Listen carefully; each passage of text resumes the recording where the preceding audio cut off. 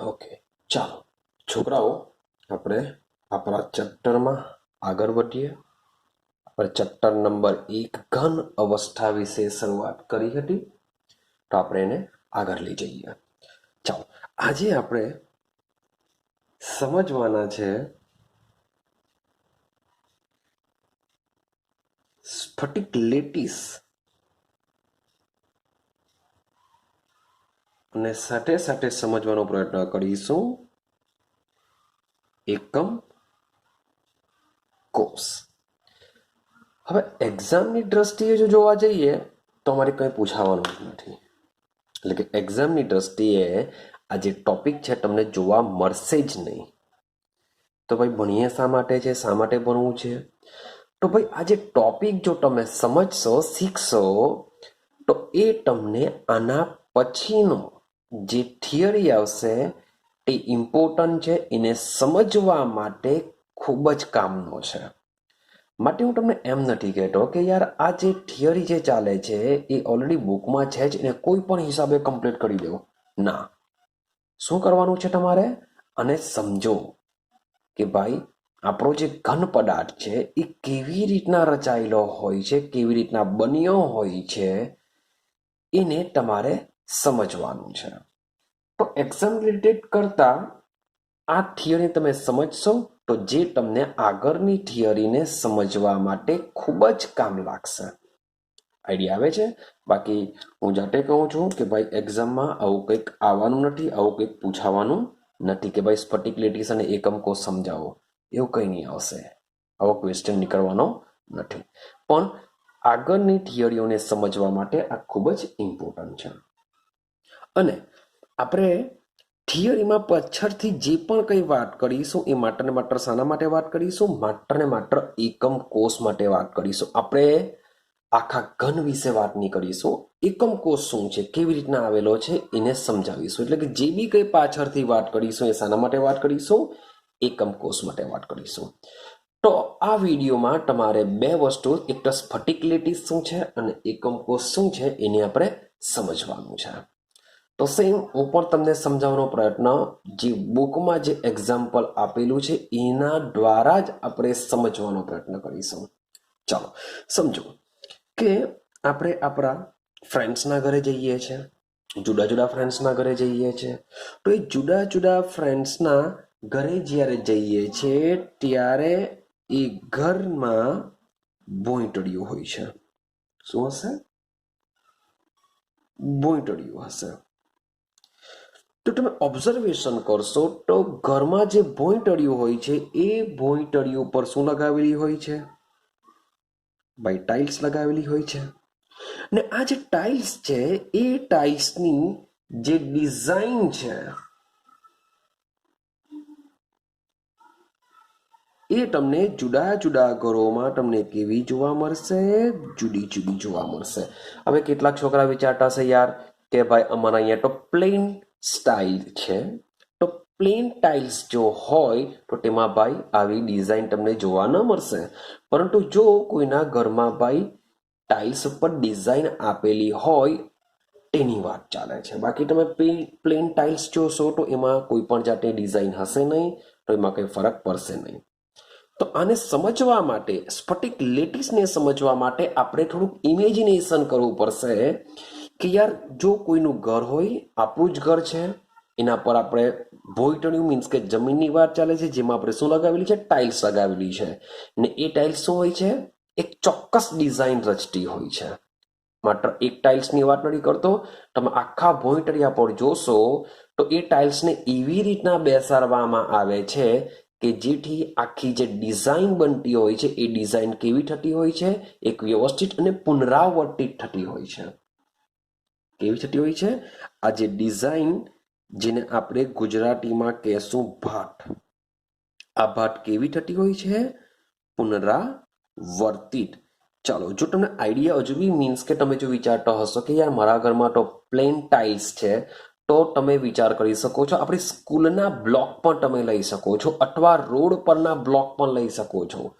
તો એ બ્લોક પર એક સેમ મીન્સ કે ડિઝાઇન રચાતી હોય છે, પુનરાવર્તિત ડિઝાઇન રચાતી હોય છે. એવું નથી કે એકવાર ડિઝાઇન બની ગઈ તો એ ડિઝાઇન તમને જોવાની મળશે, એવી જ ડિઝાઇન તમને બાજુમાં પણ જોવા મળતી હોય છે. આઈડિયા આવી ગઈ છે? થોડુંક ઇમેજિનેશન કરજો, થોડુંક વિચારતા જજો. ચાલો તો સમજો કે માની લો કે હું થોડુંક દોડીને સમજાવવાનો પ્રયત્ન કરું. એક મારી પાસે આ એક રૂમ છે, એક ભોંયટડિયું છે એવું સમજીને ચાલો. તો એ ભોંયટડિયા ઉપર મેં શું કરેલી છે, આપણે ટાઇલ્સ લગાવી દઈએ. સમજો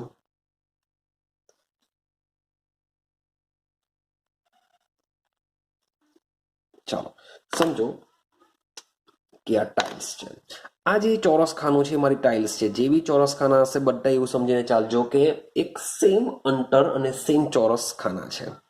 તમે કહેશો સર આ ચોરસ ખાનું તો નાનું છે, આ બહુ મોટું છે ભાઈ, તો સમજીને ચાલજો કે ચોરસ ખાના કેવા છે, બધા સેમ છે. હવે આ જે એક ટાઇલ્સ છે, એ ટાઇલ્સ પર વોટ એવર માની લો કે આ એક રીતની ડિઝાઇન છે. તો ભાઈ આ ટાઇલ્સ ઉપર માની લો કે અહીંયા કંઈક આવી ડિઝાઇન ગોઠવેલી હશે, આ ટાઇલ્સ ઉપર અહીંયા કઈ ડિઝાઇન ગોઠવેલી હશે, આ ટાઇલ્સ ઉપર અહીંયા કઈ આવી ડિઝાઇન ગોઠવેલી હશે. હવે આવી જ ડિઝાઇન તમને અહીં ઉપર પણ જોવા મળશે, હા કે ના? આવી જ ડિઝાઇન તમને અહીંયા પણ આ ટાઇલ્સ પર જોવા મળશે, આવી ડિઝાઇન તમને અહીંયા પર કંઈક જોવા મળશે. તો તમે મીન્સ કે આ જે સપાટી પર છે, સપાટી પર ખાલી આવું જ જોવા મળશે. પણ જે સેન્ટર ઉપર છે, સેન્ટર ઉપર બધી ટાઇલ્સ પર તમને આ રીતની તમે ટાઇલ્સને જો ગોઠવશો તો આ રીતની એક ડિઝાઇન ઉત્પન્ન થઈ શકે, હા કે ના? સેમ આ ટાઇલ્સ પર બી આવું કંઈક રચી શકાય, મીન્સ કે આવી કંઈક ડિઝાઇન પડી શકે છે. તો મીન્સ કે ટાઇલ્સના જેટલા બી આપણે ખૂણા જે લીધેલા છે એ ખૂણા પર એવું સમજીને ચાલો કે આવું કંઈક સમથિંગ ડિઝાઇન છે. ભાઈ આ તો હું ખાલી મારી રીતના દોરવાનો પ્રયત્ન કરું છું કે આવું કંઈક આવેલું છે એવું સમજીને ચાલો. તો આ રીતે તમે આખા એક રૂમમાં ભોંયટડિયા ઉપર આવી જો તમે ટાઇલ્સ બેસાડશો, તમે જોશો એક સરખી અને એક નિયમિત પુનરાવર્તિત ભાત હોય છે. ક્લિયર? તો હું જ ખાલી વાત કરું છું આ એક નાની અમથી ટાઇલ્સનો. આ જે ચોરસ છે એવું સમજો, એક આપણી શું છે, ટાઇલ્સ છે. તો આપણી આ જે ટાઇલ્સ છે એ ટાઇલ્સને હું હટાવી દઉં છું, આખી ટાઇલ્સને શું કરું છું, હટાવી દઉં છું. ને એ ટાઇલ્સને હટાવી દઉં તો એની જગ્યાએ એના સેન્ટર ઉપર એક નિશાની કરી દઉં છું, આવી એક રાઉન્ડ મૂકી દઉં છું. બાજુની ટાઇલ્સને પણ એવું સમજો કે હટાવી દેવ અને એની જગ્યાએ એક આવું એક ટપકો મૂકી દઉં, નિશાની કરી દઉં. તો દરેકે દરેક ટાઇલ્સને જો હું હટાવતો જાઉં અને એની જગ્યાએ જો આ રીતના હું ટપકા મૂકતો જાઉં તો મને કંઈક આવી આકૃતિ મળશે કે જે સેન્ટર છે, ટાઇલ્સનું જે સેન્ટર છે એ સેન્ટર પર મેં શું કરી દીધું, આ રીતની એક નિશાની કરી દીધી. ટાઇલ્સની મધ્યમાં આ રીતના નિશાની મૂકી દીધી. જો ટાઇલ્સને હું આ રીતના મીન્સ કે ટપકું મધ્યમાં આવે એની ઉપર જો હું ટાઇલ્સને જો ગોઠવી દઉં બધી જ ટાઇલ્સને, તો મને આ રીતની રચના પાછી મળી જશે. આટલું ક્લિયર થયું કે ટાઇલ્સની અવગણીએ આપણે, ટાઇલ્સને જો છોડી દઈએ, ઇમેજિનેશન કરો કે અહીં જે ટાઇલ્સ આ જે છે એને કાઢી નાખો અને એના સેન્ટર પર એક ટપકું મૂકી દો, તો તમને તમારા આ જે એક રૂમ છે, આપણે રૂમ માનીએ છીએ કે રૂમ છે, રૂમમાં તમને આ રીતના ટપકા તમને આ રીતના ગોઠવાયેલા જોવા મળશે. આઈડિયા આવી ગઈ છે? તો તમે જોશો કે તમે ટાઇલ્સને જો એની નિશાની કરીને જો હટાવી દેવ તો આપણને આવો એક બિંદુઓનો સમૂહ મળે છે. શું મળે છે? બિંદુઓનો સમૂહ. થોડુંક ઇમેજિનેશન કરજો, થોડુંક કલ્પના કરજો કે ભાઈ આપણા ઘરની જે ઓરડાની ટાઇલ્સ છે એને હું કાઢી નાખું છું અને એના મધ્યમાં એક આ રીતની ટપકા મૂકું છું, એક બિંદુ મૂકું છું, તો આપને શું મળી જશે? બિંદુનો સમૂહ રચાશે. અને આ બિંદુના સમૂહને આપણે કહેશું એક ઢાંચો. શું કહેશું? એક ઢાંચો કહેશું. કેમ ઢાંચો કહેશું? કારણ કે આ જે ટાઇલ્સ છે એ ટાઇલ્સની જો ફરીથી પાછા આની ઉપર બેસાડી દઈએ તો મને આવી એક ભોંયટડિયા ઉપર જે ટાઇલ્સ છે એ આખી રચના મળી જતી હોય છે. મીન્સ કે આ બિંદુ છે એક ઢાંચો છે જેના ઉપર હું શું કરી શકું છું? ટાઇલ્સને બેસાડી શકું છું. ક્લિયર થાય છે? તો આ બિંદુઓના સમૂહને આપણે શું કહેશું? એક ઢાંચો છે. એક શું છે? આ ઢાંચો છે. ચાલો, ને આ ઢાંચા ઉપર આપણે શું કરી શકીએ છીએ? આ ઢાંચા ઉપર આપણે ટાઇલ્સને દ્વિપરિમાણીય અવસ્થામાં બેસાડી શકીશું. કારણ કે આ જે અવસ્થા છે એકચ્યુઅલી તમે ચેક કરશો કઈ છે? દ્વિપરિમાણીય અવસ્થા છે. ઉપર પણ છે, આ બાજુ બી જાય છે, ઉપર બી જાય છે. જેથી આ ઢાંચા ઉપર આપણે શું કરીશું? ટાઇલ્સને બેસાડી શકીએ છીએ. ક્યાં ટાઇલ્સને ક્યાં બેસાડવું? બિંદુઓ પર. તો ટાઇલ્સને બિંદુઓ પર બેસાડીને આપણે શું કરી શકીએ છીએ? દ્વિપરિમાણીય ભાટ રચી શકીએ છીએ. આવી ગયા આટલી કે ભાઈ આપણા જે ઘર છે, ઓરડો છે, એનામાં ટાઇલ્સ હોય છે. ટાઇલ્સને આપણે કાઢી નાખીએ તો આપણે વિચાર કરો કે આવો એક બિંદુઓનો સમૂહ મળશે જેને આપણે ઢાંચો કહેશું. કેમ ઢાંચો? કારણ કે આ ઢાંચા ઉપર આપણે આવી રીતના ટાઇલ્સને બેસાડીને તેની દ્વિપરિમાણીય અવસ્થામાં એક ભાટ રચી શકીએ છીએ. થઈ ગયું આટલું ક્લિયર? ચાલો હવે આગળ જોજો.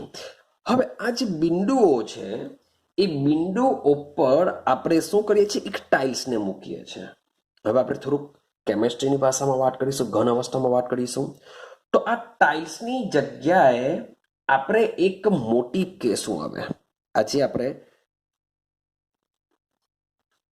ટાઇલ્સ જે કહીએ છીએ એ ટાઇલ્સની જગ્યાએ આપણે જે ટાઇલ્સને જે બિંદુઓ પર ગોઠવીએ છીએ એ ટાઇલ્સને આપણે હવે શું કહેશું? મોટીપ કહેશું. એને આપણે મોટીપ એ કહીએ. ચાલો, એને શું કહેશું? મોટીપ એ કહેવાશે, અથવા તો એને આપણે કહેશું પાયો એ. તો કેમેસ્ટ્રીની ભાષામાં હવે ટાઇલ્સ મીન્સ કે આપણું વ્યવહારુ એક્ઝામ્પલ મેળવી દીધેલું છે, પણ એની જગ્યાએ આપણે ઘન અવસ્થામાં જે ઘન અવસ્થામાં બી સેમ આ જ રીતના હોય છે કે આપણો જે પદાર્થ હોય છે એ પદાર્થમાં જે આ પ્રમાણે જે બિંદુઓ પર આપણે જે ગોઠવવાના છે, જે કાલ્પનિક બિંદુઓ છે એ બિંદુઓ પર જે ગોઠવવાના છે એને આપણે શું કહેશું? મોટીફ અથવા તો પાયો કહેશું. તો આ મોટીફ અથવા જે પાયો છે એને આપણે શું કહેશું? એને આપણે બિંદુઓ ઉપર દ્વિપરિમાણીયમાં ગોઠવીશું. મોટીફને બિંદુઓ પર મૂકવામાં આવે છે. તો મોટીફને જ્યારે આપણે બિંદુઓ પર મૂકવામાં આવે ત્યારે સેમ આ જેમ ટાઇલ્સ ઉપર ડિઝાઇન રચાય છે એવી જ રીતના ઘન અવસ્થામાં પણ પદાર્થમાં એક ચોક્કસ જાતની ભાટ રચાય છે, તે પણ પુનરાવર્તિત. શબ્દો જોજો કે આ મોટીફને જ્યારે આપણે બિંદુઓ પર ગોઠવીશું ત્યારે હું હમણાં દ્વિપરિમાણીયમાં જ વાત કરું છું. દ્વિપરિમાણીયમાં ગોઠવતા શું રચાય છે? ઘન પદાર્થની અંદર પણ ચોક્કસ ભાટ રચાય છે. ચાલો, તો મોટીફને જ્યારે આવા કાલ્પનિક બિંદુ મીન્સ કે આ કાલ્પનિક બિંદુ આવ્યા ક્યાંથી? તો આ જે મોટીફ જે હોય છે ઘન પદાર્થમાં એ મોટીફને આપણે જો હટાવી દઈએ અને તેની જગ્યાએ જો આવા એક બિંદુ મૂકી દઈએ તો દરેક મોટીફને હટાવતા જઈએ ને બિંદુ મૂકીએ તો આવા એક બિંદુઓ મળતા હોય છે ને એને ઢાંચો કહેશું. સેમ પાછા જો આપણે મોટીફને જો ગોઠવી દઈએ તો આપને શું મળશે? એક ચોક્કસ જાતની ભાટ રચતા હોય છે આ મોટીફ. ક્લિયર છે? હવે આપણે આ જે મોટીફને ગોઠવવાની જે વાત કરીએ છીએ તો આ જે મોટીફ હોય છે એ મોટીફને એકચ્યુઅલી આપણે કણો કહેશું, ઘન પદાર્થના કણો કહેશું. ને આ જે ઘન પદાર્થના કણો જે હોય છે એ પરમાણુ પણ હોઈ શકે, અણુ પણ હોઈ શકે, અથવા તો આયન તરીકે પણ હોઈ શકે. મીન્સ કે આપણો જે ઘન પદાર્થ છે એ ઘન પદાર્થમાં આવેલા જે કણો છે એ કણો શું હોઈ શકે? પરમાણુ પણ હોઈ શકે, અણુ પણ હોઈ શકે કે આયન પણ હોઈ શકે છે. તો જ્યારે આ પરમાણુ અથવા તો અણુ કે આયન જેને આપણે મોટીફ કહીએ છીએ એ મોટીફ જ્યારે આવા બિંદુઓ પર ગોઠવાઈને એક ચોક્કસ દ્વિપરિમાણીય ભાટ રચતા હોય છે જેને કહેવામાં આવે છે અવકાશ લેટીસ. એને શું કહેશું આપણે કે આ જે મોટી કણો છે એ શું કરશે? પેલા અવકાશ બિંદુ આપણે લખીએ કે અવકાશ બિંદુ પર ગોઠવાઈને શાની રચના કરતા હોય છે? અવકાશ લેટીસની રચના કરતા હોય છે. આ જ અવકાશ લેટીસને કહેવામાં આવે છે સ્ફટિક લેટીસ. અને શું કહેવામાં આવશે? સ્ફટિક લેટીસ કહેવામાં આવે છે. અને આ સ્ફટિક લેટીસ દ્વારા આપણા જે મોટીફ છે અથવા તો જે કણો હોય છે એ મોટીફના સ્થાનો બિંદુ દ્વારા દર્શાવે છે. મીન્સ કે મારી પાસે જે સ્ફટિક લેટીસ હશે એ સ્ફટિક લેટીસમાં શું હશે? તો ભાઈ બિંદુ હશે ને એ જે બિંદુ હશે એ જ મારા શું હશે? મોટીફના સ્થાનો હશે, એટલે કે ઘટક કણોના સ્થાનો હશે. એ જે મોટીફ છે એને જો આ બિંદુ પર દર્શાવી દેવાથી મને જે સ્ફટિક લેટીસ મળશે એના દ્વારા મને ચોક્કસ અને પુનરાવર્તિત નિયમિત ભાટ જોવા મળશે, ડિઝાઇન જોવા મળશે. આઈડિયા આવે છે? તો એવું કહી શકાય કે ભાઈ મારે જો આ સ્ફટિકની રચના કરવી હશે તો સ્ફટિકની રચના કરવા માટે જે બિંદુઓ હોય છે એ બિંદુઓને આપણે શું કરવું પડશે? કલ્પના કરવી પડશે. ને એ બિંદુઓ પર આવા મોટીફને આપણે મૂકીએ છીએ. ક્લિયર થાય છે? ને એક બીજી વસ્તુ કે આ મોટીફને જ્યારે આપણે અવકાશના લેટીસ બિંદુઓ પર જે મૂકીશું ત્યારે એક સમાન મૂકીશું, એક સરખી રીતે મૂકીશું. તમે આ ટાઇલ્સને જોશો તો તેમાં ટાઇલ્સને આપણે એક વ્યવસ્થિત મૂકીએ છીએ જેથી આ પ્રકારની ભાત રચી શકાય. તમે જો ગમે તેમ મૂકવા જશો તો આ રીતની ભાત રચી શકાશે નહીં. માટે આપણે પણ આ જે મોટીફને મૂકીએ છીએ એ મોટીફને બિંદુ ઉપર એક સરખી રીતે અને એક સમાન રીતે મૂકવામાં આવશે. આપણે લખી શકીએ છીએ કે આ મોટીફ છે એ મોટીફને સ્ફટિક બિંદુ પર સમાન રીતે ગોઠવવામાં આવે છે. તમે જોશો કે બ્લોકની જે રચના કરતા ત્યારે બ્લોકનું જે કદ હોય છે એની જે વિડ્થ હોય છે એટલે કે જાડાઈ હોય છે, ઊંચાઈ હોય છે, બધું સમાન હોય છે. અને આવા બ્લોક્સને શું કરવામાં આવે છે? એક વ્યવસ્થિત ગોઠવીને એક ડિઝાઇન પાડવામાં આવતી હોય છે. આઈડિયા આવે છે? તો માની લઈએ કે હું તમને જરાક દર્શાવવાનો જે મીન્સ કે જેમ પ્રમાણે એક્ઝામ્પલ બુક્સનું છે, બુક્સને રીતના સમજીએ કે માની લો કે હું એક મોટીફની રચના કરું તો સમજો આ મારી પાસે એક મોટીફ છે. આ મારી પાસે શું છે? એક મોટીફ છે. એટલે કે આ કણ છે. કણનો મીન્સ કે આ રીતની ડિઝાઇન છે. ભાઈ જરૂરી નથી કે આ રીતની ડિઝાઇન આવે, પણ આ તો માત્ર ને માત્ર તમને સમજાવવા માટે આવું કંઈક કરેલું છે કે માની લઈએ કે આ આપણા ઘટક કણની ડિઝાઇન છે. તમે આના સિવાયનું કંઈ બી લઈ શકો ભાઈ. તમે એવું બી વિચારી શકો કે માન લો કે આવી કંઈક ડિઝાઇન છે મોટીફની, ભાઈ આવું બી કંઈ લઈ શકો, વોટ એવર જે હોય તે.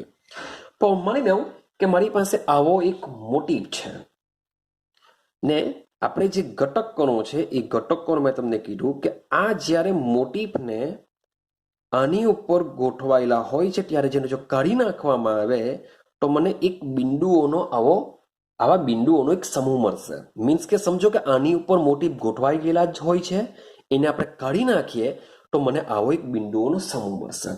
આ બિંદુઓના સમૂહમાં આ જે વસ્તુ આવેલું છે એક બિંદુને લઈ લઉં તો એને કહેવામાં આવે છે એનું લેટીસ બિંદુ. લેટીસ બિંદુ કહેશું અથવા તો એને લેટીસ સ્થાન પણ આપવામાં આવ્યું છે. લેટીસ સ્થાન પર તમે એને કહી શકો છો. તો બિંદુઓનો એક સમૂહ છે. બિંદુઓના આ સમૂહ દ્વારા મને શું મળશે? અવકાશ લેટીસ મળશે. બિંદુઓનો આ રીતના એક જે સમૂહ હોય છે એને મને શું મળશે? અવકાશ લેટીસ કહેવાશે અથવા તો એને કહેવાશે સ્ફટિક લેટીસ. હવે સ્ફટિકની રચના ક્યારે થશે? તો આ જે મોટીફ છે એ મોટીફને શું કરવું પડશે? આની ઉપર ગોઠવવા પડશે.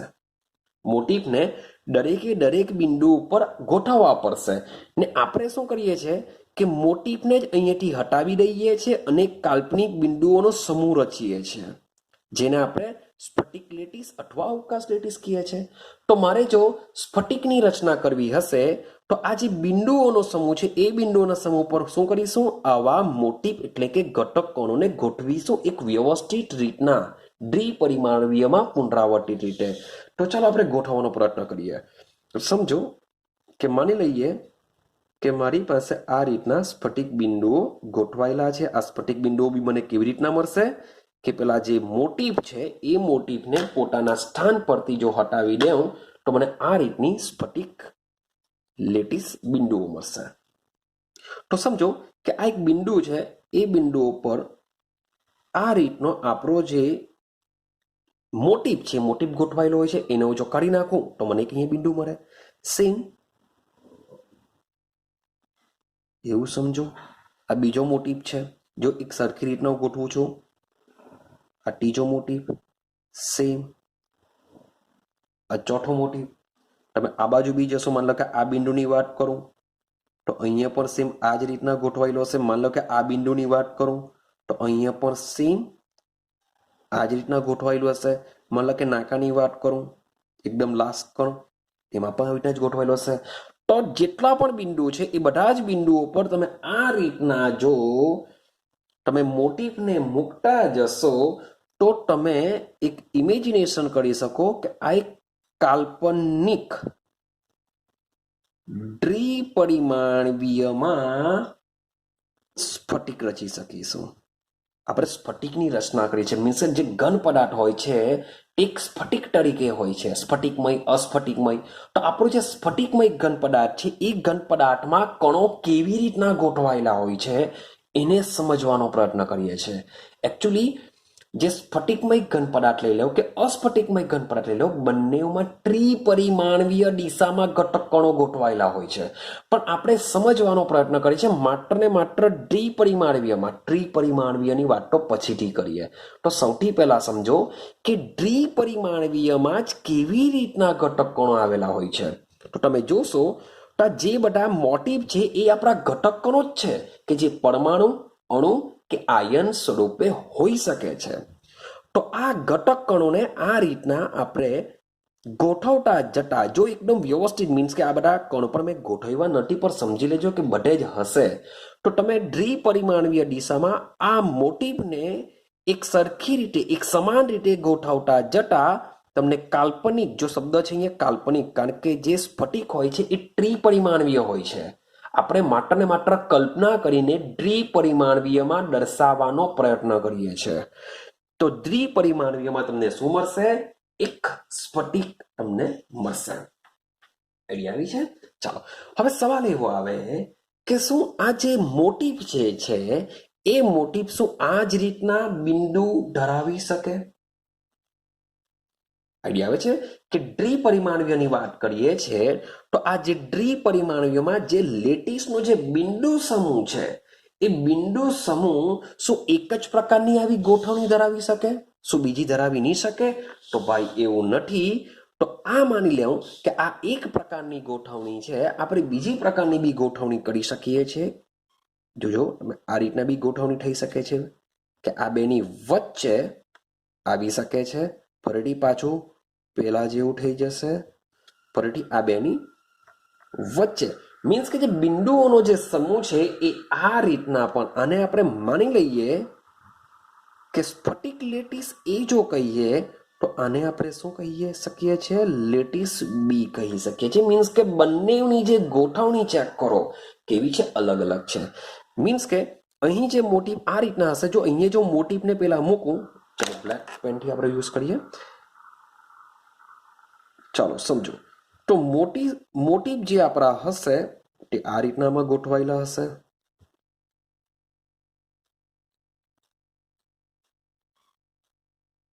ક્લિયર થાય છે?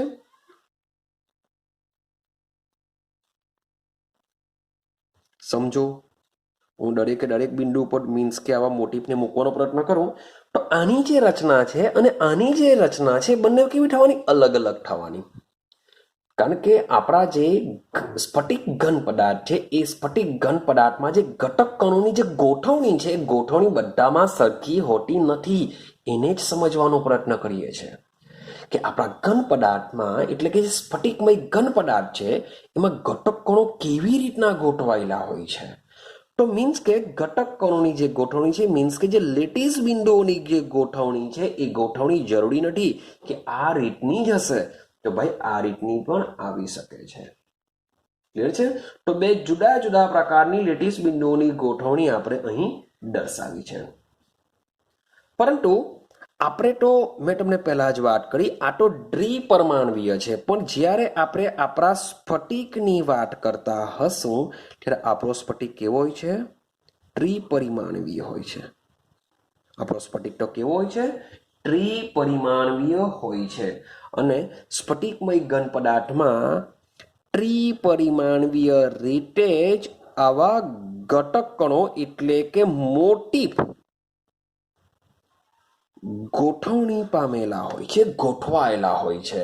એ હવે દ્વિપરિમાણવીય તો આપણે આવી રીતે દર્શાવીએ. અમારે જો ત્રિપરિમાણવીય દર્શાવવું હોય તો આની ઉપર ગોઠવવા પડશે. આ જે મોટીફ છે એ મોટીફની ઉપર પણ હજુ મોટીફ હશે તો ત્રિપરિમાણવીય દિશામાં આપણે શરૂઆત કરી છે એવું કહી શકાય. પણ દર્શાવવું થોડુંક અઘરું બની જશે, સમજાવવું અહીંયા અઘરું બની જશે. તો આપણો કોઈ પણ સ્ફટિક તમે લઈ લેવ તો એ સ્ફટિક આપણો જે ઘન પદાર્થ છે એ અવકાશમાં ત્રિપરિમાણવીય ગોઠવણી ધરાવતો હોય છે, એટલે કે ત્રિપરિમાણવીય દિશામાં ગોઠવાયેલો હોય છે. આ જેવી રચના છે, આ જેવા બિંદુઓ છે એની ઉપર સેમ પાછા બિંદુઓ લે, એની ઉપર ઉપર ઉપર ચઢાવતા જાઓ.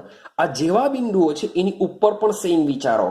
તો એ જે અવકાશમાં જે બિંદુઓનો સમૂહ છે એ પછી ત્રિપરિમાણવીય કહેવાશે. અને એના ઉપર પછી આપણે શું કરીશું? મોટીફને વિચારવું પડશે. તો આપણો સંપૂર્ણ સ્ફટિકની રચના આપણે સમજી શકીએ છીએ. ક્લિયર થાય છે? ચાલો, તો આ જે આપણો જે બંધારણીય મોટીફ છે એ મોટીફને લેટિસ બિંદુઓ સાથે જો આપણે સાંકળીએ, જે મોટીફ એટલે કે ઘટક કણો, આ જો મોટીફને આપણે શું કરીએ? લેટિસ બિંદુ ઉપર જો મૂકી દઈએ તો આપને શું પ્રાપ્ત થશે? સ્ફટિક પ્રાપ્ત થશે. કે ત્રિપરિમાણવીય દિશામાં આવા બિંદુઓ ગોઠવાયેલા છે, એના ઉપર હું આવા મોટીફ મૂકી દઉં તો મને શાની રચના મળી જશે? સ્ફટિકની રચના મળી જશે. અને આ જે મોટીફ હોય છે એ મોટીફ સ્ફટિકની અંદર, શબ્દ બોલું છું, મોટીફ સ્ફટિકની અંદર શું થતા હોય છે?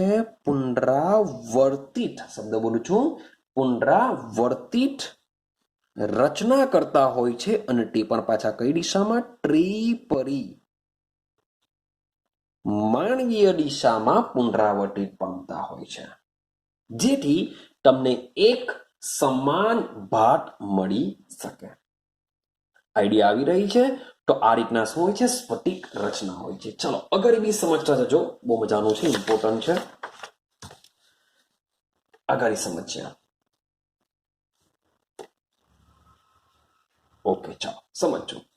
હવે સમજો કે મારી પાસે સ્ફટિક ઘન પદાર્થ છે. જે શબ્દ બોલું છે સ્ફટિક, હું અસ્ફટિકમય પદાર્થની વાત નથી કરતો. આપણે જે બી વાત કરીએ છીએ શાની વાત કરીએ છીએ? સ્ફટિકમય ઘન પદાર્થની વાત કરીએ છીએ. જ્યારે સ્ફટિક લખેલો હશે ત્યારે સમજી લેજો કે આપણે ઘન પદાર્થના એકચ્યુઅલી 3 પ્રકાર છે, પણ મેઇન 2 પ્રકાર, સ્ફટિકમય અને અસ્ફટિકમય. તો આપણે જે બી વાત કરીએ છીએ એ સ્ફટિકમય ઘન પદાર્થની વાત કરીએ છીએ. તો સ્ફટિકમય જે ઘન પદાર્થ છે એ ઘન પદાર્થમાં જે અવકાશ લેટિસ બિંદુ આવેલા છે એ બિંદુ કઈ દિશામાં ગોઠવાયેલા હોય છે? ત્રિપરિમાણવીય ગોઠવણી ધરાવતા હોય છે. આઈડિયા આવે છે? અને આ ત્રિપરિમાણવીય ગોઠવણીની અંદર જ આપણો જે મોટીફ છે, આપણો ત્રિપરિમાણીય ગોઠવણીમાં જે મોટીફ છે એ મોટીફ શું કરે છે? પુનરાવર્તિત રચના ધરાવે છે. પુનરાવર્તિત રચના ધરાવતો હોય છે. એટલે કે તમે સમગ્ર સ્ફટિકમાં જોશો, શબ્દ બોલું છું, સમગ્ર સ્ફટિક, તો સમગ્ર સ્ફટિકમાં એક સરખી તમને મોટીફની ભાટ જોવા મળશે. એક સરખી ભાટ જોવા મળે છે. એક સરખી આપણે ભાટ જોઈશું. ક્લિયર થાય છે? ચાલો, તો આ રીતના જે સ્ફટિક બનતો હોય છે એ સ્ફટિકની લાક્ષણિકતા શું હોય છે એને સમજીએ. તો સમજવાનો પ્રયત્ન કરીએ કે આપણો જે સ્ફટિક છે એ સ્ફટિકની લાક્ષણિકતા શું હશે. કે ભાઈ ત્રિપરિમાણીય દિશામાં મોટીફને ગોઠવતા જતા મને સ્ફટિક મળશે. તો એ સ્ફટિકની લાક્ષણિકતા શું હશે? તો પહેલું વસ્તુ સમજજો કે જે લેટીસ છે, એ લેટીસ મીન્સ વોટ, આપણે જે આ રીતના ગોઠવીએ છીએ એને આપણે શું કહેશું? સ્ફટિક લેટીસ કહેશું. તો આ જે લેટીસ છે એ લેટીસના પ્રત્યેક બિંદુને લેટીસ બિંદુ અથવા તો એને આપણે લેટીસ સ્થાન કહેશું. જે આગળ મેં કહી ગયો છું કે જેટલા પણ પોઈન્ટ મેં દોરેલા છે, જેટલા પણ બિંદુ છે એને અને આખાને અવકાશ લેટીસ કહેવાશે અથવા સ્ફટિક લેટીસ કહેવાશે. શું કહેવાશે? અવકાશ લેટીસ કહેશું અથવા તો એને કહેશું સ્ફટિક લેટીસ કહેશું. તો આ જે દરેકે દરેક જે અવકાશના લેટીસના જેટલા પણ બિંદુ હશે એ બિંદુને શું કહેશું? ક્યાં તો લેટીસ બિંદુ કહેશું, ક્યાં તો એને આપણે લેટીસ સ્થાન કહેશું. લેટીસ બિંદુ અથવા તો એને શું કહેશું? લેટીસ સ્થાન કહેશું. ચાલો, બીજો પોઈન્ટ. હવે આ જે પ્રત્યેક જે લેટીસ બિંદુ છે એ લેટીસ બિંદુ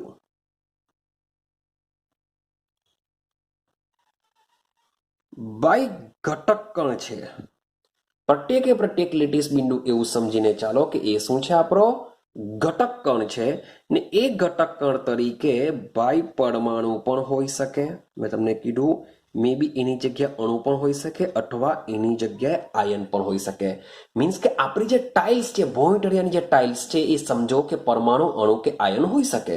જો પરમાણુ હોય તો બધા પરમાણુ હશે, જો અણુ હશે તો બધી ટાઇલ્સ અણુ તરીકે વિચારો, અને આયન હોય તો બધામાં આયન જ હશે. ક્લિયર થાય છે? ચાલો, હવે NaCl ની વાત કરીએ. NaCl જે આપણો સ્ફટિક છે એમાં Na અને Cl તો એ પરમાણુ તરીકે આવેલા હોય છે ને એકબીજા સાથે જોડાયેલા હોય છે. તો એ જ પ્રમાણે જે આ લેટીસ બિંદુઓ જે દોર્યા છે એ લેટીસ બિંદુઓ પર આપણે શું મૂકવાના છે? ઘટક કણો મૂકવાના છે. તો એ ઘટક કણો મે બી પરમાણુ તરીકે બી હોઈ શકે છે, અણુ તરીકે બી હોઈ શકે છે અને આયનો તરીકે પણ હોઈ શકે છે. ક્લિયર થાય છે? ચાલો, હવે ત્રીજો પોઈન્ટ સમજો. ત્રીજો પોઈન્ટ શું કહેવા માંગે છે? તો ત્રીજો પોઈન્ટ છે આપણો કે લેટીસ, આપણે જે લેટીસ બનાવી છે, સ્ફટિક બનાવીએ છીએ, તો એ લેટીસનો ભૌતિક આકાર, જે લેટીસનો જે ભૌતિક આકાર છે એ ભૌતિક આકાર જો તમારે જાણવો હોય તો શું કરવું પડશે? લેટીસ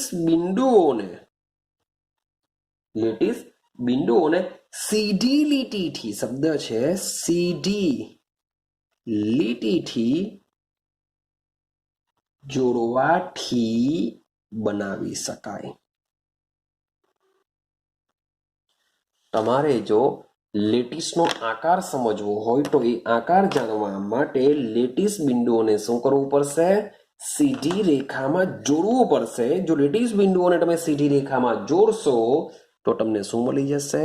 લેટીસનો ભૌતિક આકાર મળી જશે.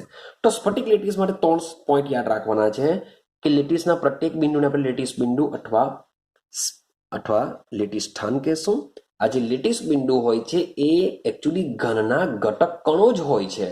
એ ઘટક કણો તરીકે પરમાણુ, અણુ કે આયન પણ હોઈ શકે. લેટીસનો ભૌતિક આકાર સમજવા માટે આપણે શું કરીશું? લેટીસ બિંદુઓને સીધી રેખાથી જોડવાનો પ્રયત્ન કરીશું. ચાલો, તો સમજો કે મારી પાસે હવે સ્ફટિક લેટીસ મને ખબર પડી ગઈ કે ભાઈ સ્ફટિક લેટીસ શું છે. એ મને ખબર પડી ગઈ કે મારી પાસે જે ઘન પદાર્થ હોય છે, સ્ફટિકમય ઘન પદાર્થ હોય છે, એ સ્ફટિકમય ઘન પદાર્થ એકચ્યુઅલી શું છે? સ્ફટિક લેટીસ છે. તો આ સ્ફટિક લેટીસને મારે શું કરવું છે? સંપૂર્ણપણે સમજવું છે. સ્ફટિક લેટીસને મારે સંપૂર્ણપણે સમજવું છે. તો સંપૂર્ણપણે સમજવા માટે તમે સ્ફટિક લેટીસના એક નાનામાં નાના ભાગનો ઉપયોગ કરી શકો છો. શબ્દો બરાબર સમજજો કે મારી પાસે સ્ફટિક લેટીસ છે, મીન્સ કે આ બધા બિંદુઓને ઉપર હું પેલું આ બધા બિંદુઓ પર હું મોટીફને મૂકી દઉં, એટલે ઘટક કણોને મૂકી દઉં અને ત્રિપરિમાણીય દિશામાં જો આપણે કલ્પના કરીએ ને એ જે ત્રિપરિમાણીય દિશામાં મોટીફને મૂકવાથી બનતું હોય છે એને આપણે સ્ફટિક લેટીસ કરશું. તો ભાઈ તમે વિચાર કરો કે ભાઈ એક મોલ NaCl લઈએ. એક મોલ એટલે કે તમે Na વત્તા Cl નું પરમાણુ લઈ લો 58.5 ગ્રામ. તમે મીઠું 58.5 ગ્રામ લેવો તો તેમાં સોડિયમ અને ક્લોરીન પરમાણુની સંખ્યા કેટલી હશે? 6.022 ઇન્ટુ 10⁻23. આટલી મોટી સંખ્યામાં એના ઘટક કણો આવેલા હશે. આપણે તો માત્ર આટલા દર્શાવીએ છીએ, એમાં તો ઘણા બધા સંખ્યામાં હોય છે. તો આપણો એક સ્ફટિક લઈ લઈએ તો એ સંપૂર્ણ સ્ફટિક તો બહુ મોટો હોય છે. તો એ બધા સ્ફટિકનો અભ્યાસ કરવા કરતા આપણે શું કરીશું કે આ જે સ્ફટિક છે, સ્ફટિકનો એકદમ જ નાનામાં નાનો ભાગ લઈ લેશું. સ્ફટિકનો એકદમ નાનામાં નાનો ભાગ લેશું. કે આ જે નાનામાં નાનો ભાગ કેવો હોવો જોઈએ એની વાત કરીએ. તો આ જે નાનામાં નાનો ભાગ છે એ એવો હોવો જોઈએ કે જે સ્ફટિકની બધી જ લાક્ષણિકતા અથવા તો ગુણધર્મો ધરાવતો હોય. એકચ્યુઅલી જરૂરી નથી કે ભાઈ ધરાવતો હોય જ છે. કેમ? કારણ કે તમે જે ઘટક કણો છે એ ઘટક કણો બધા આખા સ્ફટિકમાં વ્યવસ્થિત ગોઠવાયેલા છે, એક સરખી રીતે, એક સમાન રીતે ગોઠવાયેલા છે. મે બી તમે અહીંયાથી સ્ફટિકને લેવ અથવા તો અહીંયાથી લેવ અથવા તો ઉપરથી લેવ, તમે બધી જગ્યાએથી સ્ફટિક કેવો મળશે? સમાન જોવા મળશે. માટે તમારે સંપૂર્ણ સ્ફટિકને સમજવો હોય તો સ્ફટિકનો એક એવો નાનામાં નાનો ભાગ લઈ શકો છો કે જે સ્ફટિકની બધી જ લાક્ષણિકતા અને ગુણધર્મ ધરાવતો હોય છે. તો આવા નાનામાં નાના ભાગને, આજે આપણે પસંદ કરેલો ભાગ છે, એ નાનામાં નાના ભાગને કહેવામાં આવે છે એકમ કોષ. આ એકમ કોષ છે કે મારે સ્ફટિક જે છે, સમગ્ર સ્ફટિક તો બહુ મોટો હશે, પણ મારે આખા સ્ફટિકનો અભ્યાસ કરવો છે. તો હું શું કરા? એ સ્ફટિકનો એવો એક ભાગ લઈ લેવા. એવો એક ભાગ એટલે તમે કોઈ બી એક ભાગ લઈ લેજો, એવો એક ભાગની જરૂર બી નથી કારણ કે બધા ભાગ સમાન જ હશે એના. તો એવો એક નાનામાં નાનો ભાગ લઈ લેવ.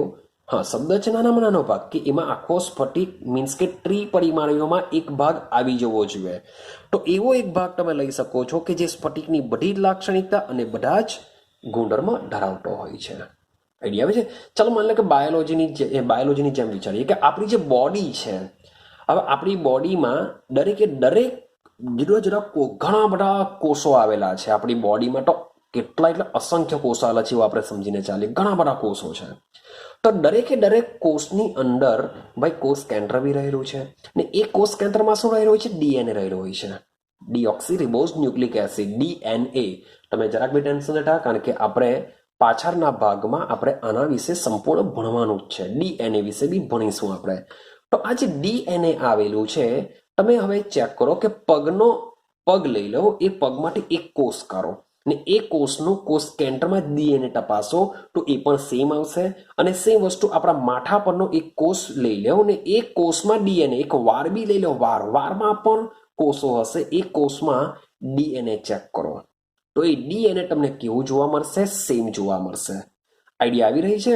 મીન્સ કે આપણી બોડી આખી સ્ફટિક છે, બહુ મોટી છે, ઉપરથી નીચે સુધી બહુ ભાઈ મોટી છે, પણ તેમ છતાં પણ એમાં ઘણા બધા કોષ આવેલા છે. ને એક કોષ લઈ લો તો એ કોષમાં જે ડીએનએ આવેલું હશે તેવું જ ડીએનએ તમે બોડીના કોઈ પણ ભાગમાંથી કાઢવાનો પ્રયત્ન કરશો તો એવું જ ડીએનએ આવશે. તો આપણો જે સ્ફટિક છે એ સ્ફટિક બી બહુ મોટો હશે. એમાં ઘણા બધા એકમ કોષો, આવા નાના નાના એકમ કોષો એવા ઘણા બધા હશે, ઘણા બધા એકમ કોષો આવેલા હશે. તો એમાંનો કોઈ પણ એક એકમ કોષ લઈ લો, એવો નાનામાં નાનો ભાગ લઈ લેવો કે એ એકમ કોષ દ્વારા આપણને શું મળશે? સ્ફટિકના આખા સ્ફટિક વિશેની બધી જ માહિતી મળી શકે. કેમ? કારણ કે આ જે નાનામાં નાનો એક એકમ કોષ છે, એવા એકમ કોષો, આ એક એકમ કોષ જે બન્યો છે, માની લો કે મારી પાસે આ એક એકમ કોષ બન્યો છે, તો આવો એકમ કોષ સેમ એ જ રીતના સરખો બાજુમાં પણ હશે, એવો જ સરખો ક્યાં હશે? એની બાજુમાં પણ હશે. એવું સમજો ભાઈ સરખા સરખા છે, ભાઈ મારાથી સરખાની દોડાશે, એવું સમજો અહીંયા નીચે પણ આવી શકે, એવું સમજો અહીંયા બી નીચે આવે, એવું સમજો અહીંયા બી નીચે આવશે, એવું સમજી લો અહીંયા પણ આવી શકે, અહીંયા પણ આવી શકે, અહીંયા પણ આવી શકે. તો જેટલો પણ સ્ફટિક હશે કે મારી પાસે આ જો એકમ કોષ હોય, આને ઉચકીને અહીંયા જો મૂકવાનો પ્રયત્ન કરું તો બેઠો મુકાઈ જશે. આને ઉચકીને અહીંયા જો મૂકવાનો પ્રયત્ન કરો તો બી મુકાશે, અહીંયા મૂકો તો બી મુકાશે, અહીંયા મૂકો તો બી મુકાશે, આ બાજુ મૂકવા જાઓ તો બી મુકાશે. વોટ એવર તમે કશે બી મૂકવા જાઓ તો આ એકમ કોષ સંપૂર્ણપણે બંધ બેસતો આમાં બેસી જશે. તો આ જે નાનામાં નાનો ભાગ છે તેને શું કહેશું? આપણે એકમ કોષ કહેશું. ક્લિયર થાય છે? તમે જોશો કે આખો આ એક સ્ફટિક છે. માની લો કે એવું કલ્પના કરો કે આ એક સ્ફટિક છે, આ માત્ર એક એકમ કોષ છે. એ એકમ કોષને હું અહીંયાથી એક જગ્યાથી બીજી જગ્યાએ સ્થાનાંતરિત કરવાનો પ્રયત્ન કરું તો પણ એ ઇઝીલી સ્થાનાંતર પામી શકે છે. અને આનો જે આકાર હશે એવો જ આકાર આ બધો બી હશે, જેથી એ ઇઝીલી આપણે એને સ્થાનાંતર કરી પણ શકીએ છીએ. એટલે એક જગ્યાએથી બીજી જગ્યાએ આપણે એનું વિસ્થાપન કરી શકીએ છીએ. તો આવા નાનામાં નાના ભાગને આપણે શું કહેશું? એકમ કોષથી ઓળખીશું, કે જેના દ્વારા આપણે સ્ફટિકની બધી જ માહિતી મેળવી શકીએ છીએ. તો એવા નાનામાં નાના ભાગને આપણે શું કહેશું? એકમ કોષથી આપણે એને ઓળખીએ છીએ. હવે આ જે નાનામાં નાનો ભાગ છે અથવા તો જે એકમ કોષ છે, એ એકમ કોષ પસંદ કરવા માટે આપણે જે લંબ બાજુઓ હોય છે, એવું કહેવામાં આવે છે કે જે લંબ બાજુઓ હોય છે એ લંબ બાજુ કેવી હોવી જોઈએ? ટૂંકામાં ટૂંકી હોવી જોઈએ. જે લંબ દિશા મીન્સ કે ત્રિપરિમાણીય છે, એટલે ઇમેજિનેશન કરો કે ત્રિપરિમાણીય માટે આ રીતના હું દર્શાવી શકો. આની ઉપર બાજુ બી હશે તો એની જે લંબ બાજુ હોય છે એ કેવી હોવી જોઈએ? ટૂંકામાં ટૂંકી હોવી જોઈએ. અને આ જે એકમ કોષ છે એ ત્રિપરિમાણીયમાં, શબ્દો બોલું છું, ત્રિપરિમાણીય દિશામાં શું કરી શકતો હોવો જોઈએ? એકમ કોષમાં સ્થાનાંતર થતો હોવો જોઈએ. એટલે કે સ્થાનાંતરીય હોવો જોઈએ એવું સમજો. એટલે કે ઉપર તમે લઈ જાઓ, આ બોક્સ જે છે એની ઉપર પણ મીન્સ કે આ રીતનું આવેલું હશે, તો ઉપર લઈ જાઓ તો પણ એ બંધ બેસી જશે, એની બાજુમાં લઈ જાઓ તો બી એ બંધ બેસી જશે. તો આવા એક નાનામાં નાના ભાગને આપણે શું કહીએ છીએ? એકમ કોષથી ઓળખીએ છીએ. અને આ એકમ કોષને તમે જ્યારે સ્ફટિકમાં સ્થાનાંતરીય વિસ્થાપન કરો છો ત્યારે એક પણ અવકાશ કે ખાલી જગ્યા રહેવી ન જોઈએ. એટલે કે આખા સ્ફટિકને મીન્સ આખા સ્ફટિકને આ એકમ કોષ મીન્સ કે તમે સ્થાનાંતરિત કરશો તો એ ભરી દેવો જોઈએ, એવું ઇમેજિનેશન કરો, એવી કલ્પના કરો. કે માની લો કે આ એક સ્ફટિક છે, તને અહીંયા લઈ જાઓ તો આટલા ભાગને ભાઈ રોકી જ લેશે, પછી આટલા ભાગને રોકી લેશે, ઉપર બી રોકી લેશે. આ જેટલો બી મીન્સ કે એકમ કોષ છે આખા સ્ફટિકમાં તમે સ્થાનાંતરીય કરશો તો એ આખા સ્ફટિકને સંપૂર્ણપણે જગ્યા છોડ્યા સિવાય આખો ભરી દેતો હોવો જોઈએ. તો એવા નાનામાં નાના ભાગને આપણે શું કહેશું? એકમ કોષ કહેશું. આઈડિયા આવે છે? ચાલો હવે થોડુંક એકમ કોષ વિશે સમજવાનો પ્રયત્ન કરીએ. સમજો. હવે આપણે મોટે ભાગે હમણાં શાની વાત કરીએ છીએ? દ્વિપરિમાણમાં વાત કરીએ છીએ. તો દ્વિપરિમાણની જો માત્ર વાત કરું તો દ્વિપરિમાણની લંબાઈ લઈ લઈએ આપણે, કારણ કે 2 ડાયમેન્શનલ લેશું તો 2 ડાયમેન્શનલમાં ભાઈની લંબાઈ જે છે એ માની લો કે એક એ પ્રકારની હશે અને એક બીજી એક બી પ્રકારની હશે.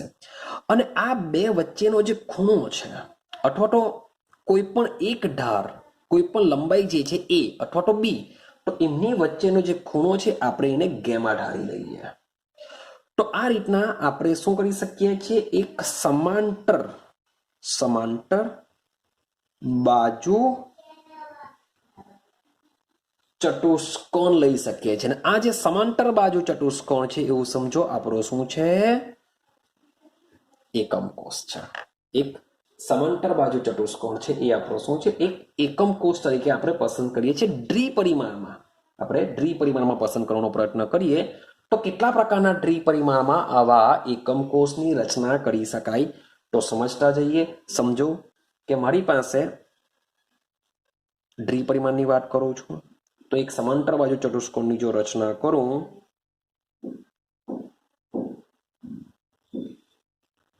તો સમજો, મીન્સ કે થોડી લાંબી ચૂકી થઈ ગઈ, પણ જરાક સમજી લેજો કે આ જેટલી લંબાઈ હશે એટલી જ આ લંબાઈ હશે, એટલી જ આ લંબાઈ હશે, એટલી જ આ લંબાઈ હશે. મીન્સ કે ચારે ચાર બાજુઓ છે લંબાઈ કેટલી છે, એક સરખી છે.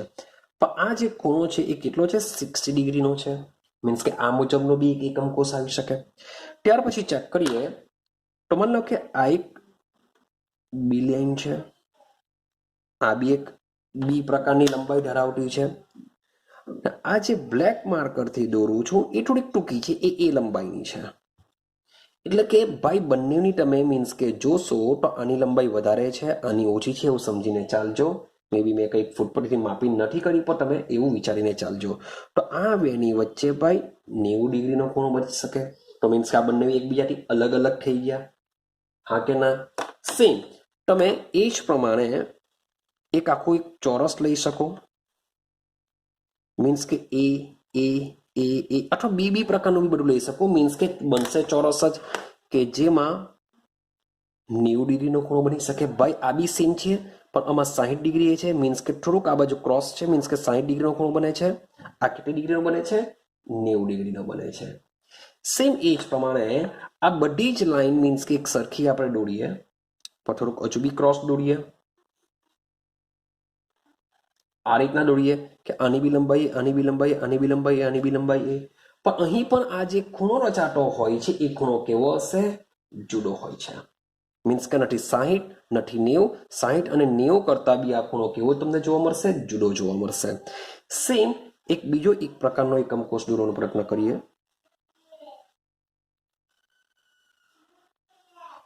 ચાલો જોજો.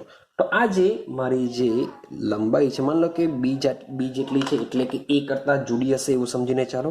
આ કેવી છે, એ છે, આ એ છે. તો એ અને બી બંનેની લંબાઈ કેવી છે, જુદી જુદી છે. તો આ વચ્ચેનો જે ખૂણો છે એને આપણે ગેમા કહી શકીએ. તો આ રીતના તમે એકમ કોષો જુદી જુદી રીતના 5 પ્રકારના મીન્સ કે દ્વિપરિમાણીયમાં આપણે રચી શકીએ છીએ. આઈડિયા આવે છે? ચાલો હવે એકમ કોષ વિશે સમજીએ. તો હું એક એકમ કોષ મીન્સ કે તમને તમારી બુકની અંદર એક આખો સ્ફટિક આપેલો છે, એક નાનો મોટો એક સ્ફટિક આપેલો છે. એ સ્ફટિકમાં તમને એક ઓરેન્જ કલરનું એક બોક્સ આપેલું હશે, જરાક ચેક કરજો. એ બોક્સ આપણો શું છે, એક એકમ કોષ છે. એ બોક્સ શું છે, આપણું એક નાનો અમથો એકમ કોષ છે. ને તમને જે ગ્રીન કલરનું જે આપેલું છે એ તો એટલે બહુ નાનો અમથો સ્ફટિકનો ભાગ છે. એવું તો ઘણું બધું મોટું હોઈ શકે, ઘણું બધું મોટું હોઈ શકે, પણ દર્શાવવા માટે નાનું દર્શાવેલું છે. તો ઓરેન્જ કલરનો જે ભાગ છે આપણો એક એકમ કોષ છે. એ એકમ કોષને સમજવાનો પ્રયત્ન કરીએ. તો સમજો, હું અહીં એકમ કોષ દોરવાનો પ્રયત્ન કરી રહ્યો છું.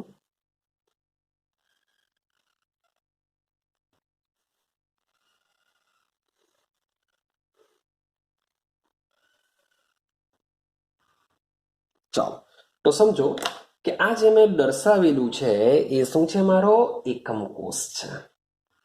હવે આપણે ત્રિપરિમાણીય સ્ફટિકનો શબ્દ બોલું છું. ત્રિપરિમાણીય સ્ફટિકનો નાનામાં નાનો ભાગ લઈએ. ત્રિપરિમાણીય સ્ફટિકનો નાનામાં નાનો ભાગ લઈએ, જેને આપણે શું કહેશું, એકમ કોષ કહેશું.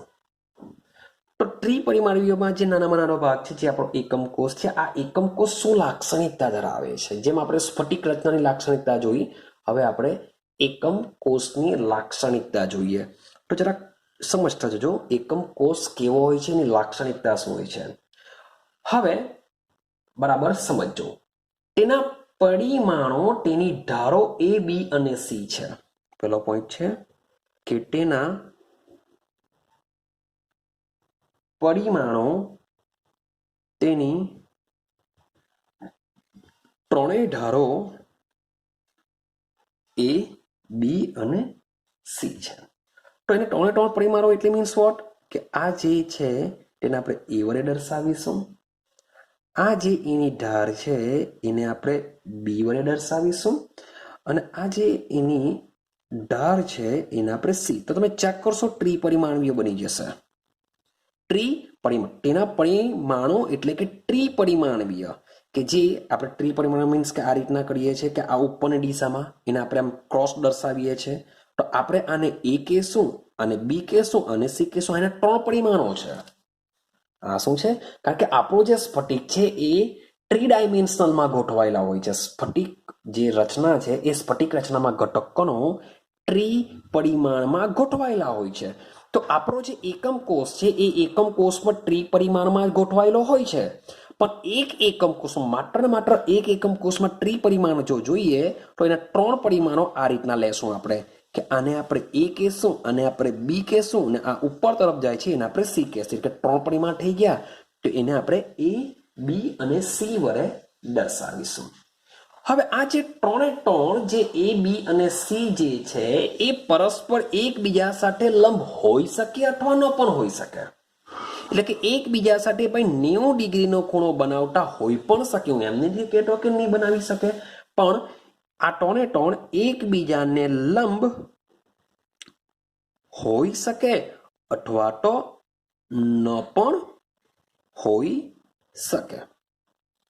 કે એકમ કોષના જે ત્રણ પરિમાણો છે A, B અને C એ એકબીજાને લંબ હોઈ શકે અથવા તો એકબીજાને લંબ ન પણ હોઈ શકે. તો પહેલો પોઈન્ટ આટલો યાદ રાખવાનો છે. હવે બીજા પોઈન્ટ વિશે વિચારો કે ભાઈ ત્રણે ત્રણ જે પરિમાણો છે કે તેમની જે ધારો છે A, B અને C એ એકબીજા સાથે ટચ થાય છે. તો ભાઈ આ ખૂણો રચશે. આ જે ધારો છે, આ ધારો વચ્ચેના જે ખૂણા છે, કારણ કે એકબીજાને લંબ હોઈ શકે અથવા ન પણ હોઈ શકે, મારે 90 ડિગ્રી હોઈ પણ શકે અથવા ન પણ હોઈ શકે. તો તે ત્રણે ત્રણ વચ્ચેના જે ખૂણાઓ છે એ ખૂણાઓને જો આપણે ઇન્ડિકેટ કરીએ તો સમજો કે આ જે B અને C છે, શબ્દ સમજો, આ B અને C, B અને C શબ્દ લખતો જઈએ કે B અને C વચ્ચેના ખૂણાને આપણે આલ્ફા વડે દર્શાવીશું. યાદ રાખજો, B અને C વચ્ચેના ખૂણાને શું કરીશું? આલ્ફા વડે દર્શાવીશું. હવે આ જે A અને C છે, જે A અને C છે એ A અને C વચ્ચેના ખૂણાને આપણે બીટા વડે દર્શાવીશું. A અને C વચ્ચેના ખૂણાને આપણે બીટા વડે દર્શાવીશું. અને સેમ A અને B છે, આ જે ખૂણો રહી ગયો A અને B, તો A અને B વચ્ચેના ખૂણાને આપણે ગેમા વડે દર્શાવીશું. એટલે કે આ જે જુદી જુદી ત્રણ ધારો છે એ ત્રણે ત્રણ ધારો લંબ હોઈ શકે અથવા ન પણ હોઈ શકે. માટે એ ત્રણે ત્રણ ધારો વચ્ચેના ખૂણાને આપણે આલ્ફા, બીટા અને ગેમા. સેમ A અને B વચ્ચેના ખૂણાને આપણે શું કહેશું? ગેમા વડે દર્શાવીશું. ક્લિયર છે? તો ભાઈ એકમ કોષમાં તમારે આ બે લાક્ષણિકતા બરાબર દિમાગમાં ઉતારવાની છે કે આપણે જે પણ હવે મીન્સ કે જે બી વાત કરીશું એ શાના વિશે વાત કરીશું? એકમ કોષ વિશે વાત કરીશું. કારણ કે જો એકમ કોષ વિશે જો મને ખબર પડી જાય તો સ્ફટિક રચનામાં આવા જ એકમ કોષો એકબીજા સાથે સમાન રીતે ગોઠવાયેલા હોય છે. એટલે હવે સંપૂર્ણ સ્ફટિક રચનાને સમજવા કરતા મારે શું સમજવું પડશે? એની અંદર આવેલો જે એકમ કોષ છે એ એકમ કોષ જો હું બરાબર સમજી લઉં તો મને સમગ્ર સ્ફટિકની રચના ખબર પડી જશે. માટે હવે પછીના ભાગમાં આપણે માત્ર ને માત્ર શાની વાત કરીશું? એકમ કોષ વિશે વાત કરીશું. ક્લિયર થાય છે? તો એકમ કોષની આ બે લાક્ષણિકતા બરાબર દિમાગમાં ફિટ કરો કે એના જે ટ્રી ડાયમેન્શનમાં આપણે દર્શાવવાનો પ્રયત્ન કર્યો છે તેમાં A, B અને C એની ત્રણ ધારો છે. ટ્રી ડાયમેન્શનલ એટલે કે એની ધારો A, B અને C. ચાલો આ એ બી ને સી એકબીજાને લંબ હોઈ પણ શકે અથવા ન પણ હોઈ શકે, માટે તેમની વચ્ચેના જે ખૂણા છે એ સરખા હોઈ પણ શકે અથવા જુદા જુદા હોઈ શકે. માટે એ અને બી વચ્ચેના ખૂણાને આપણે ગેમા કહેશું, બી અને સી વચ્ચેના આલ્ફા. હવે એવું નહીં પૂછતા કે સર એ અને બી વચ્ચેને ગેમા જ કેમ કીધું, બી અને સી વચ્ચેને આલ્ફા જ કેમ કીધું, એ અને સી વચ્ચેનું બીટા જ કેમ કીધું. તો ભાઈ એના વિશે ડિસ્કશન કરવાની જરૂર નથી.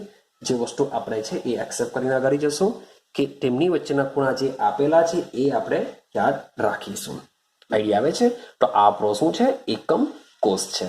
એટલે કે સ્ફટિક, સંપૂર્ણ સ્ફટિકને સમજવા માટે સ્ફટિકનો એક એવો નાનામાં નાનો ભાગ કે જે સ્ફટિકના બધા જ લાક્ષણિક ગુણધર્મો ધરાવતો હોય, તો આવા નાનામાં નાના ભાગને એકમ કોષ કહેવામાં આવતો હોય છે. ને એ એકમ કોષ આવો હોય છે, ત્રિપરિમાણમાં ગોઠવેલો છે આપણે, જેમાં ધારો એ બી અને સી હોય છે અને તેમની વચ્ચેના ખૂણા આલ્ફા, બીટા અને ગેમા હોય છે. ક્લિયર છે? તો બસ આજના વિડીયોમાં આપણે આટલું જ મીન્સ કે રાખીશું. હજુ બી કેવું, આ જે વિડીયો છે એ વિડીયો મીન્સ કે એક્ઝામની દ્રષ્ટિએ, એક્ઝામ માટે, એક્ઝામ રિલેટેડ જ, કે એક્ઝામમાં ભાઈ ગોખીને તમે લાવતા હોય રિઝલ્ટ, તો ભાઈ આ વિડીયો મીન્સ કે કોઈ તમારા માટે કોઈ કામનો નથી.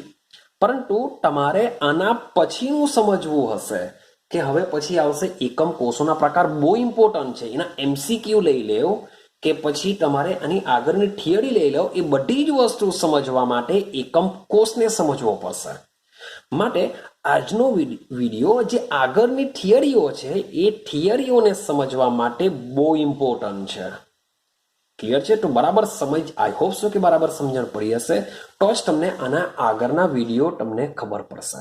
તો હવે પછીના વિડીયોમાં આપણે બહુ ઇમ્પોર્ટન્ટ ટોપિક મીન્સ કે હવે શરૂઆત કરીશું. હવે આપણે એકમ કોષોના પ્રકારો વિશે સમજીશું કે ભાઈ આવા એકમ કોષો કેટલા પ્રકારના હોઈ શકે, કારણ કે તેમની વચ્ચે જે ધારો છે એ બી ને સી, તેમની લંબાઈ કેવી હોઈ શકે, સમાન હોઈ શકે કે સમાન ન હોઈ શકે, તેમની વચ્ચેના ખૂણા કેવા હોઈ શકે, જુદા જુદા હોઈ શકે.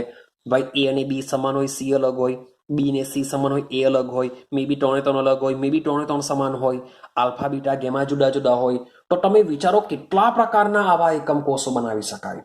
તો એ બધી જ વાત આપણે આના પછીના વિડીયોમાં કરીશું. તો મળીશું આપણે આના પછીના વિડીયોમાં એક મજાનો ઇન્ટરેસ્ટિંગ ટોપિક લઈને. તો વેઇટ એન્ડ વોચ કરો નેક્સ્ટ વિડીયો માટે.